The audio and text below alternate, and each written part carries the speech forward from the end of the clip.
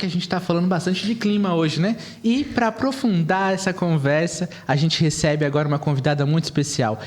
Ela, que é secretária do Fundo Jaguatá, que é o fundo da APIB, vai explicar para a gente o que significa esse instrumento, o que é um fundo indígena, como ele funciona e por que pode ser uma ferramenta estratégica na luta pelo clima e pelos territórios. Luana, bem-vinda. Você que é do povo caigangue, nascida no território indígena de Iraí, no Rio Grande do Sul, graduanda do curso de Direito pela Universidade Federal do Rio Grande do Sul, atualmente também é coordenadora da Articulação dos Povos Indígenas da Região Sul, organização que é base da APIB, a Arpensul, e também é ativista, pesquisadora e atualmente também secretária do Fundo Jaguatá. Minha irmã, seja bem-vinda. Boa tarde a todos, né? Yagmarã. Eu fico muito feliz de poder estar aqui com vocês hoje para a gente conversar um pouco sobre a questão de financiamento, né? Que eu acho que é um tema central hoje, que está bastante em pauta, né? Nesse sentido. E o quanto isso é importante para as nossas comunidades, né, dos territórios, falar sobre isso, né? Em particularmente eu falo muito da região sul, que a gente não tem um fundo ainda, mas o Fundo Jaguatá está vindo aí e a gente tem muita expectativa de como isso possa mudar nossa realidade dentro dos territórios hoje. Rapém muito, como diz no meu território. Eles costumam brincar. Mas, Luana, para começar, com uma pergunta que está no coração de muitos povos indígenas e quilombolas. Como financiar soluções para as crises climáticas de forma justa, direta e com autonomia? Então, a gente tem conversado sobre isso, nessa questão, até mesmo com os próprios financiadores, né? Eu acho que o Fundo Jaguatá, ele é um fundo que é para os povos indígenas, né? Então, ele vai ser um instrumento de financiamento direto, né? Então, a gente está vendo isso como uma forma de poder estar dentro dos territórios mais ativamente, né, de um financiamento que vai chegar dentro das bases realmente, que a gente sabe que muitos dos financiamentos não chegam onde deveria chegar, né, a gente tem falado isso muito nesse cenário assim, né, então realmente tem muitas pesquisas rolando, né, com periferias também, né, nesse sentido, para ver realmente se esses mecanismos estão de fato chegando, né? Então eu acho que vai ser bastante importante, né, com o fundo aí e a gente poder estar utilizando ele também. Eu acho que é um grande desafio, assim, quando a gente está na luta, a gente sente falta de ter uma coisa nossa, né, assim, um fundo que ele é dedicado. Acho que é muito mais do que aonde quer chegar, é um fundo que ele tem identidade, né? São fundos que trazem a nossa característica ali mais comum, né? Que compartilha os ideais dos movimentos, né? Que é o certo a acontecer. Agradecemos muito, né? Todos os fundos que já contribuíram com toda a luta, mas agora é a nossa vez, né? Nada de nós sem nós. E Luana, conta pra gente o que significa para você representar a juventude indígena nesse espaço e falar de fundos comunitários no cenário de Pré-COP. Então, é bastante desafiador. Eu falo muito com o Iago sobre isso, né? Um desafio para mim poder estar num espaço como esse, como mulher indígena também, né? A gente tem lutado bastante para a gente mostrar que a gente consegue estar nos espaços e também mostrar o quanto a gente muda dentro dos territórios, né? Nossa base hoje, né? Então, falar sobre clima e não falar dos povos, eu acho que não tem isso, sabe? Então, realmente, essa questão do fundo hoje, ele vem como uma ferramenta, como eu já havia falado, para a gente poder mostrar a nossa capacidade e que a resposta somos nós hoje para a questão das mudanças climáticas. É nós que combatemos muito sobre isso, né? E esses financiamentos, eles são uma peça fundamental nessa luta nossa, né? Luana, e você falou sobre ser mulher, sobre esses desafios, né? Estar coordenadora. Você que é a primeira coordenadora mulher da Articulação dos Povos Indígenas da Região Sul. Conta pra gente quais são esses desafios, como tem sido essa sua trajetória de 6 meses até aqui, né? 6 meses. Como tem sido esse processo para você? Então, ela tá sendo assim... É uma coisa muito nova, né? Porque a gente sabe que dentro da nossa base a gente tem um desafio, mas não é. A gente tem os nossos mais velhos do lado nesse sentido. E por ser uma coordenadora, eu acho que muitas vezes a gente tem sido. Particularmente, eu sei que por ser mulher, às vezes a gente é cobrada muito mais, né? E tá assim também recebendo ajuda de muitos parentes que já estão aí na luta há mais tempo. Isso que faz a gente permanecer, sabe, assim, que não desanime, como eu falo muito assim, sabe. Então eu vejo muita juventude também, né, nesse sentido. Eu venho de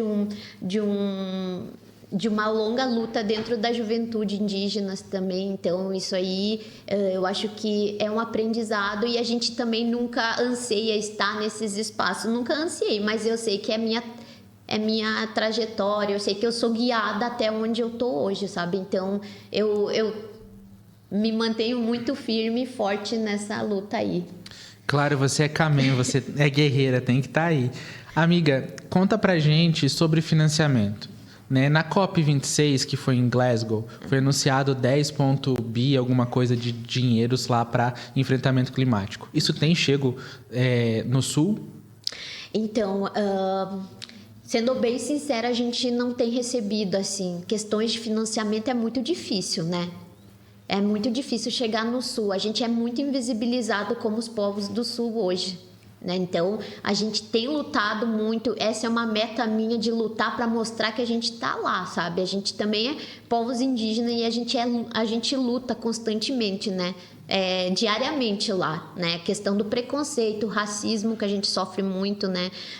Até mesmo uns dias atrás, assim, um parente foi espancado pela polícia por querer vender o seu artesanato, né? Então, a gente sofre, assim...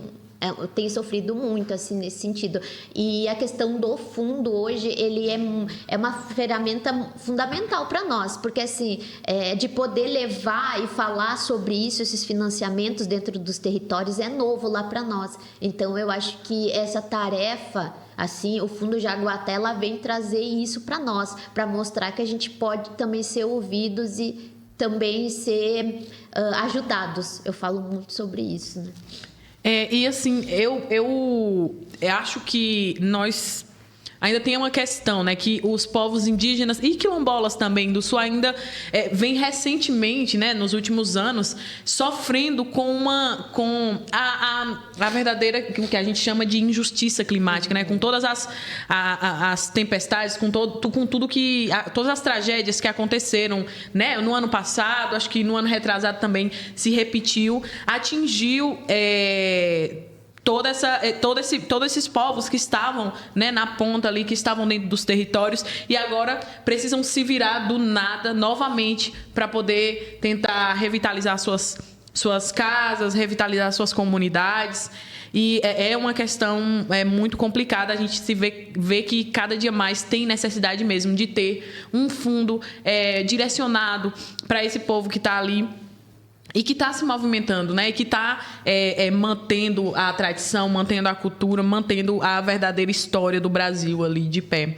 Luana, no encontro da Pré-COP, uma das grandes perguntas foi, né?